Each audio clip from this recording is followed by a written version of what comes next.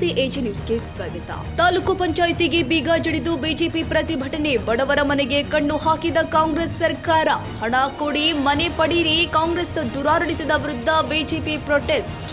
ಬಾಗಲಕೋಟೆ ಜಿಲ್ಲೆಯ ರವಕಬನಹಟ್ಟಿ ತಾಲೂಕು ಪಂಚಾಯಿತಿಗೆ ಮುತ್ತಿಗೆ ಹಾಕಿ ಕಚೇರಿಗೆ ಬೀಗ ಜಡಿದು ಕಾಂಗ್ರೆಸ್ ವಿರುದ್ಧ ಬಿಜೆಪಿ ಪ್ರತಿಭಟನೆ ಮಾಡಿದ್ದಾರೆ.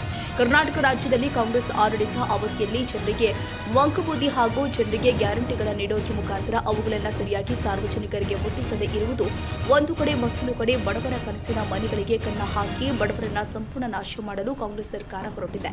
ಕಾಂಗ್ರೆಸ್ ಸರ್ಕಾರಕ್ಕೆ ಮಾನ ಮರ್ಯಾದೆ ಇದ್ರೆ ಕೂಡಲೇ ಮನೆ ಹಂಚಿಕೆಯಲ್ಲಿ ಯಾರ್ಯಾರು ಅವ್ಯವಹಾರ ಮಾಡಿದಾರೋ ಅವುಗಳನ್ನ ಪತ್ತೆ ಹಚ್ಚಿ ಅವರ ಮೇಲೆ ಕಾನೂನು ಕ್ರಮ ಜರುಗಿಸಿ ಬಡವರಿಗೆ ಮನೆ ಹಂಚಬೇಕು ಅಂತ ಆಗ್ರಹಿಸಿದ್ರು. ತೇರದಾಳ ಮತಕ್ಷೇತ್ರದ ಬಿಜೆಪಿ ಮುಖಂಡರ ನೇತೃತ್ವದಲ್ಲಿ ಪ್ರತಿಭಟನೆ. ತಾಲೂಕು ಪಂಚಾಯತ್ಗೆ ಬೀಗ ಜಡಿದು ಬಿಜೆಪಿ ಆಕ್ರೋಶ.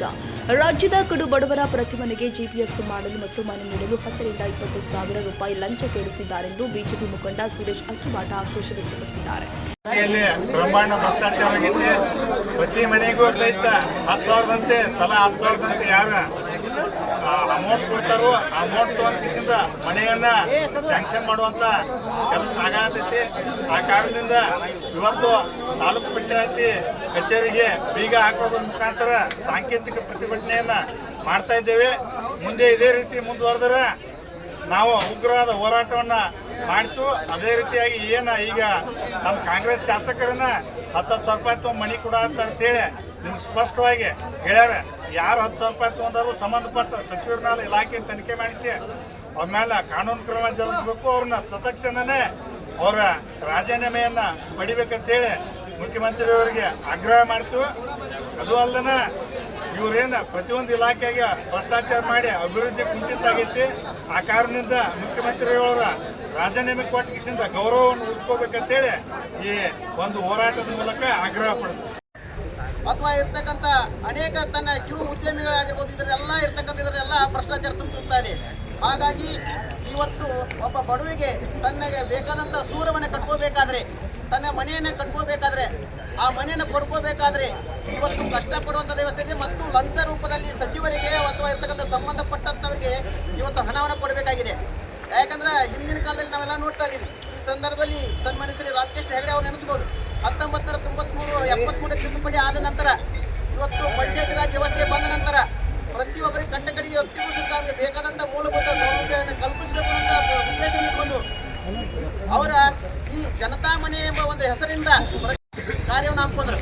ಅದರ ತದನಂತರ ಮುಂದುವರೆದ ಭಾಗ ನಮ್ಮ ಭಾರತೀಯ ಜನತಾ ಪಕ್ಷದ ಇದ್ದಾಗ ಪ್ರತಿಯೊಂದು ಗ್ರಾಮ ಪಂಚಾಯತಿಗೆ ಕನಿಷ್ಠದಿಂದ 100-200 ನಾವು ಎಷ್ಟು ಲಿಸ್ಟ್ ಮಾಡಿ ಕೊಡ್ತಿದ್ವಿ. ಬಡವರಿದ್ದವರು ಯಾರು ಜಾಗ ಇಲ್ಲ, ಯಾರು ಮನೆ ಇಲ್ಲ, ಯಾರು ಕಚ್ಚಾ ಮನೆ ಇದ್ದಾರೆ, ಯಾರು ಗುಡಿಸೋದಾಗಿದ್ದಾರೋ ಅನ್ನುವಂಥ ಸರ್ವೆಗಳನ್ನ ಮಾಡ್ತಾ ಇದೀವಿ.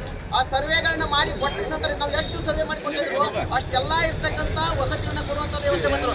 ಅದು ಬಸವ ವಸತಿ ಅಂತೇಳಿ ಹೆಸರಿನಿಂದ ಕರೆಯುವಂಥ ಹೆಸರು ಶ್ರೀ ಜಗಜ್ಯೋತಿ ಬಸವಣ್ಣವರ ಹೆಸರಿನಿಂದ ಬಸವ ವಸತಿ ಕೊಡುವಂಥ ಕೆಲಸ ಮಾಡಿದ್ರು. ಇದ್ರ ಜೊತೆಗೆ ಸದಕ ನಮಗೆ ಪ್ರಧಾನಮಂತ್ರಿ ಆವಾಸ ಯೋಜನೆ ಬರ್ತಾ ಇದೆ. ಹಾಗಾಗಿ ನಾವು ಎಷ್ಟು ಹೇಳ್ತೀವೋ ಅಷ್ಟು ಮನೆಗಳು ಬರುವಂಥದ್ದು ಸಂದರ್ಭ ಇತ್ತು. ಮತ್ತು ಯಾವುದೇ ಇರ್ತಕ್ಕಂಥ ಒಂದು ರೂಪಾಯಿ ಚಾ ಕುಡಿಸಿ ಅವ್ರಿಗೆ ಹಕ್ಕುಪತ್ರ ಕೊಟ್ಟು ಅವ್ನ ಮನೆ ಕಟ್ಸೋಕೆ ನಾವು ಸೌಲಭ್ಯ ಮಾಡಿಕೊಡುವಂಥದ್ದು ವ್ಯವಸ್ಥೆ ಇತ್ತು.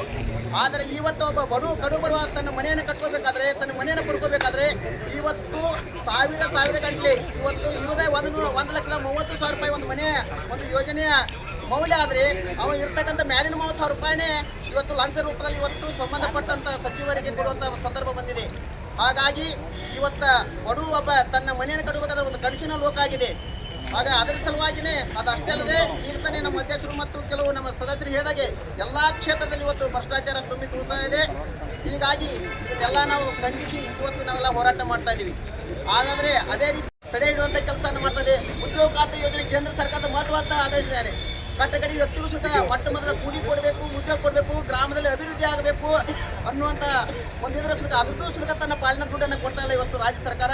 ಹೀಗಾಗಿ ಕೇಂದ್ರ ಸರ್ಕಾರದ ಯೋಜನೆ ತಡೆ ಹಿಡಿದ್ರ ಜೊತೆಗೂ ಸುತ್ತ ತನ್ನ ಯೋಜನೆಯಲ್ಲಿ ಹಗರಣ ಮಾಡ್ತಾ ಇರ್ತಕ್ಕಂಥದ್ದು, ಹಗರಣ ತುಂಬಿರ್ತಾ ಇರ್ತಕ್ಕಂಥದ್ದು, ಇಲ್ಲಿ ಇರ್ತಕ್ಕಂಥದ್ದು ಅಷ್ಟೇ ಅಲ್ಲ ಕಾನೂನು ಸುವ್ಯವಸ್ಥೆ ಕುಸಿದು ಇವತ್ತು ಗ್ರಾಮ ಪಂಚಾಯತಿಯ ತಾಲೂಕು ಪಂಚಾಯತ್ ಆಗಿರ್ಬೋದು, ಜಿಲ್ಲಾ ಪಂಚಾಯತಿಯನ್ನು ಚುನಾವಣೆ ಮಾಡುವಂಥ ಸುತ್ತ ಹಂತ ಹೋಗ್ತಿಲ್ಲ. ಯಾವುದೇ ಇರ್ತಕ್ಕಂಥ ಸ್ಥಳೀಯ ಅಭಿವೃದ್ಧಿ ಆಗಬೇಕಾದ್ರೆ ಸ್ಥಳೀಯ ಪಂಚಾಯತಿ ಮತ್ತು ಗ್ರಾಮ ಪಂಚಾಯತಿ ಇವೆಲ್ಲ ಸ್ಥಳೀಯ ಸರ್ಕಾರ ಇದಕ್ಕೋಸ್ಕರ ಚುನಾವಣೆ ಸುತ್ತ ಮಾಡ್ತಾರಲ್ಲ.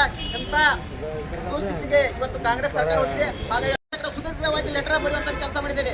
ಇವತ್ತು ನಮಗೆ ಮನೆ ಕೊಡ್ತಾ ಇಲ್ಲ, ನಮ್ಮ ಅಭಿವೃದ್ಧಿ ಕೆಲಸ ಮಾಡೋಕ್ಕಾಗ್ತಲ್ಲ, ನಾವು ತಲೆ ತಗ್ಗಿಸಿ ನಮ್ಮ ಕ್ಷೇತ್ರದಲ್ಲಿ ತಿರುವಂತದ್ದಾಗಿದೆ, ನಾವು ಮೇಲ್ ಮುಖ ಮಾಡೋಕ್ಕಾಗ್ತಲ್ಲ ಅಂತ BR ಪಾಟೀಲ್ ಅವರು ಸುದೀರ್ಘವಾಗಿ ಲೆಟರ್ ಬರೆದಂತ ನೋಡ್ತೀವಿ. ಅಷ್ಟೇ ಅಲ್ಲ, ಇವತ್ತು ಪತ್ರಿಕೆಯಲ್ಲಿ ತಾವು ನೋಡಿರ್ಬೋದು, RV ದೇಶಪಾಂಡೆ ಅವರು ಈ ಗ್ಯಾರಂಟಿ ಸ್ಕೀಮ್ ಬಂದ ನಂತರ ಗ್ಯಾರಂಟಿ ಸ್ಕೀಮ್ ಹೆಸರಿನಿಂದ ನಮ್ಗೆ ಯಾವುದೂ ಕೆಲಸ ಕೊಟ್ಟಲ್ಲ. ಇವತ್ತು ಗಂಡು ಮಕ್ಕಳಿಗೆ ಯಾವುದೇ ಇರ್ತಕ್ಕಂಥ ಕಿಮ್ಮತ್ತು ಸಿಗದಂತೆ ಪರಿಸ್ಥಿತಿ ಬಂದಿದೆ, ನಾವು ನಮ್ಮ ಕ್ಷೇತ್ರ ತಲೆ ಎತ್ತಿದಂತೆ ಆಗಿದೆ ಅನ್ನುವಂಥ ಇವತ್ತು ಪತ್ರಿಕೆ ಸ್ಟೇಟ್ಮೆಂಟ್ ನಾವೆಲ್ಲ ನೋಡಿರ್ಬೋದು. ಹೀಗಾಗಿ ಕಾಂಗ್ರೆಸ್ ಸರ್ಕಾರ ಪ್ರತಿ ಒಂದು ಇರ್ತಕ್ಕಂಥ ವಿಷಯದಲ್ಲಿ ತಾನು ಮೂಗು ತೋರಿಸುವಂಥದ್ದು ಅಷ್ಟೇ ಅಲ್ಲದೆ ಹಗರ ತುಂಬಿ ತುಳ್ತಾ ಇದೆ.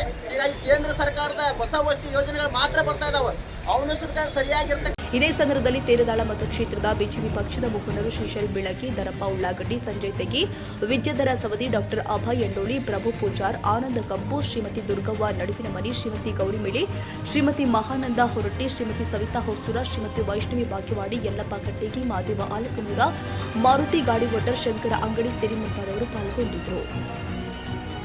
ಕನ್ನಡಿಗರ ಮೆಚ್ಚಿನ ನಿಮ್ಮ AJ 24/7 ನ್ಯೂಸ್ ಕನ್ನಡ ವಾಹಿನಿ ಇದೀಗ ಟಿವಿಯಲ್ಲಿ ಲಭ್ಯ. ಒಂದು ವೇಳೆ ನೋಟಿಸ್ ಕೊಟ್ಟಿದ್ರೆ ವಾಪಸ್ ತಗೋತೀವಿ. ಇವತ್ತು ವಕ್ಫ್ ಪ್ರಾಪರ್ಟಿ ಅಂತೇಳಿ ಬರ್ತದೆ ಅಂತ ಹೇಳಿದ್ರೆ ರೈತರ ಬೀಜಕ್ಕೆ ಬದಲು ಏನ್ ಮಾಡ್ಬೇಕಾಗತ್ತೆ? ಯಾರು ವೋಟ್ ಹಾಕಿಲ್ಲ ಅಂದ್ರೆ ಗ್ಯಾರಂಟಿನೆಲ್ಲ ಸ್ಟಾಪ್ ಮಾಡ್ಬಿಡ್ತೀವಿ.